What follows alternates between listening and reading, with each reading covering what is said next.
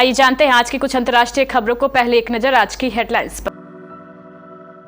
मोदी आज करेंगे प्रवासी भारतीयों को संबोधित।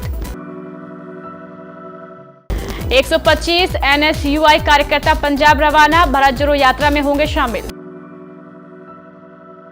महापौर किसी का हो 5 साल तक रहेगी टकराव की स्थिति, आखिर वो घड़ी आ गई, आज काशी आएगा गंगा विलास क्रूज।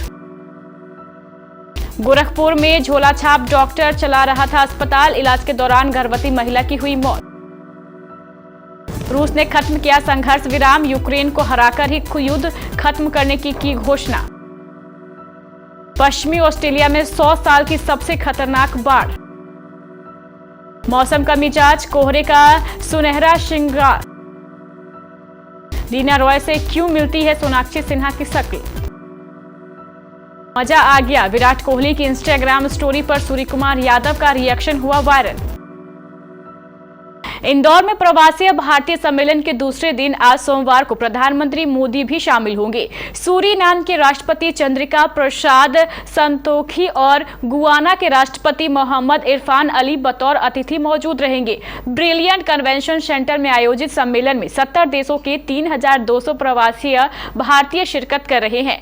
तय कार्यक्रम के अनुसार प्रधानमंत्री नरेंद्र मोदी कार्यक्रम स्थल ब्रिलियंट कन्वेंशन सेंटर पर सुबह करीब 10 बजे पहुंचे। यहां गुयाना मोहम्मद इरफान अली और सूरीनाम के राष्ट्रपति चंद्रिका प्रसाद संतोखी को रिसीव करने के बाद स्वतंत्रता संग्राम में प्रवासी भारतीयों के योगदान पर आधारित डिजिटल प्रदर्शनी का उद्घाटन करेंगे।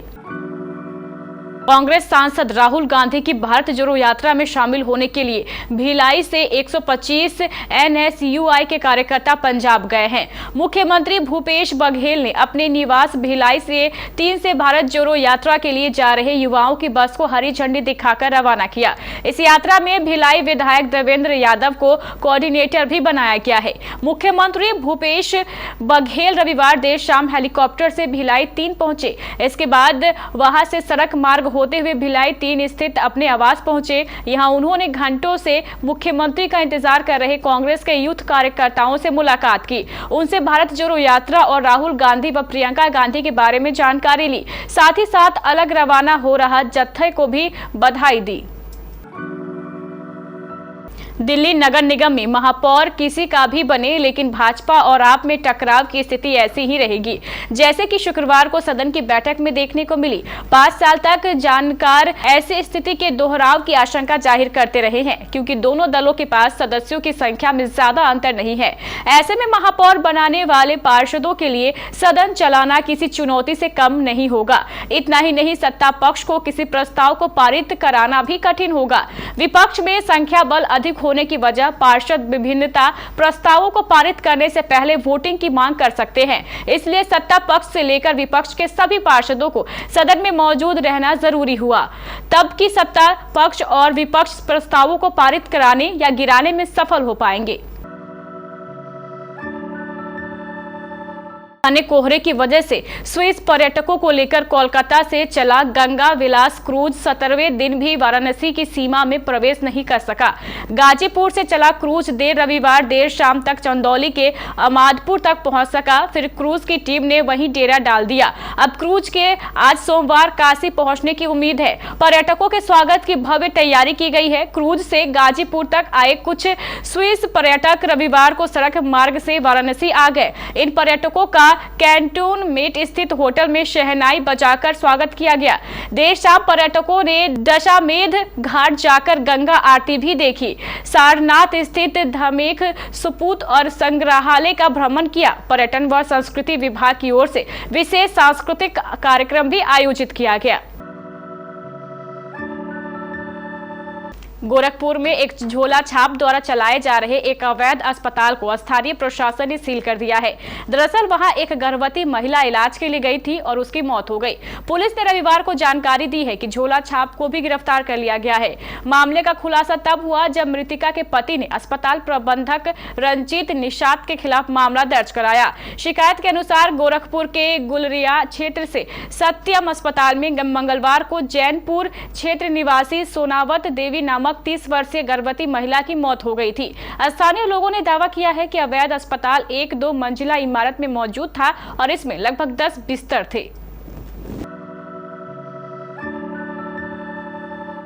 रूस ने रविवार को अपनी तरफ से घोषित युद्ध विराम खत्म करके रात को पूर्वी यूक्रेन के इलाकों में बमबारी की। इस बमबारी में एक व्यक्ति की मौत हो गई। मॉस्को ने क्रिसमस के उपलक्ष्य में अपनी तरफ से युद्ध विराम घोषित किया था। अब इस युद्ध विराम को समाप्त करके रूस ने अपना संकल्प दोहराया है कि जब तक वह अपने पड़ोसी को हरा नहीं देता, युद्ध यूं ही जारी रहेगा। यूक्रेन में रूसी समर्थित अधिकारियों ने बताया है कि डोनेस्क क्षेत्र के रूस नियंत्रित हिस्सों में यूक्रेन की गोलीबारी से 2 थर्मल विद्युत संयंत्र क्षतिग्रस्त हो गए। उधर पूर्वी यूक्रेन में लुशांग के गवर्नर सेहरी हेदाई ने बताया है कि इस क्षेत्र में भयंकर लड़ाई चल रही थी और रूसी सेना ने अपने कब्जे वाले क्रीमिना शहर में अपनी सर्वाधिक युद्ध उन्मुख सेना टुकड़ियों और भारी उपकरण तैयार किए थे। उनके अनुसार इसका अर्थ था कि रूसी सैनिक धीरे धीरे इस क्षेत्र में पीछे हट रहे हैं। ऑस्ट्रेलिया का किम्बर्ली इलाका 100 साल के सबसे खतरनाक बाढ़ का सामना कर रहा है।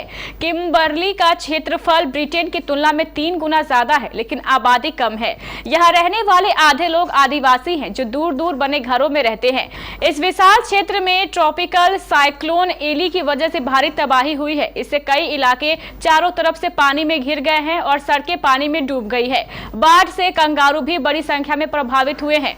किम्बर्ली इलाका ऑस्ट्रेलिया के पश्चिमी भाग में स्थित है। यहां बाढ़ में फंसे सैकड़ों लोगों को मिलिट्री हेलीकॉप्टर से एयरलिफ्ट किया गया। ऑस्ट्रेलिया की आपातकालीन सेवाओं के मंत्री स्टीफन डवास ने कहा है कि हर तरफ पानी ही पानी है। कुछ इलाकों में पानी 50 किलोमीटर तक फैला हुआ है।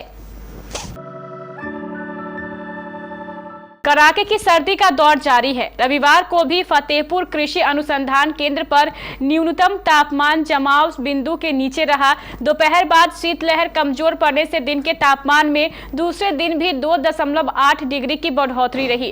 केंद्र पर रविवार को अधिकतर तापमान 25.5, न्यूनतम 0.5 डिग्री रहा। शनिवार को अधिकतम 27.7, न्यूनतम -1.8 डिग्री था। जयपुर मौसम विभाग के निर्देशक राधे श्याम शर्मा के मुताबिक प्रदेश भर में 9 जनवरी यानी आज तक कोहरा एवं शीतलहर की संभावना है। 70 के दशक की एक्ट्रेस रीना रॉय और उस दौर के स्टार शत्रुघ्न सिन्हा का बेहद जबरदस्त अफेयर रहा था और हर अखबार के पन्नों में दोनों के प्यार का जिक्र अक्सर होता रहा था। रीना रॉय और शत्रुघ्न सिन्हा ने कई फिल्मों में साथ काम किया।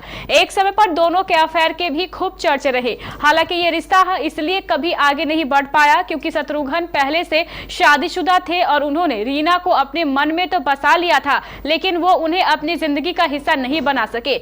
ऐसे में जब 2010 में सोनाक्षी सिन्हा ने फिल्मों में कदम रखा तो एक बार फिर रीना रॉय की चर्चा होने लगी और ऐसा कहा जाने लगा कि रीना रॉय और सोनाक्षी सिन्हा का चेहरा एकदम मिलता है।